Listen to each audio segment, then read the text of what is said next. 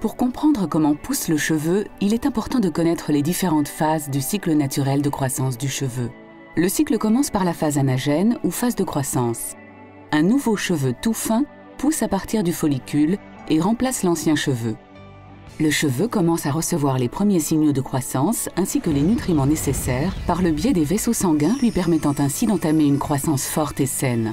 La phase anagène peut durer entre 2 et 7 ans. Pendant cette phase, le cheveu est attaché à la papille dermique. Plus cette phase dure, plus nos cheveux seront longs. En prenant de l'âge, la phase anagène se raccourcit et le cheveu peut devenir plus fin, cycle après cycle.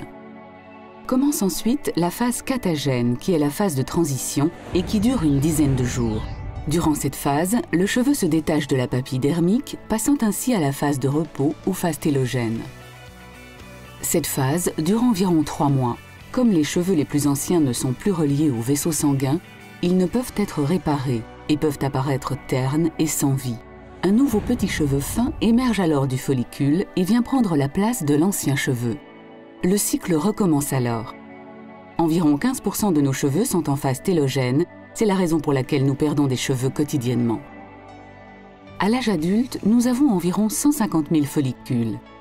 Environ 85% d'entre eux sont dans la phase anagène ou phase de croissance.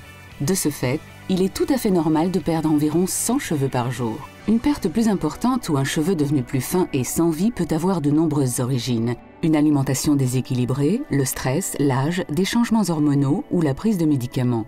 En cas de doute, nous vous recommandons de consulter votre médecin.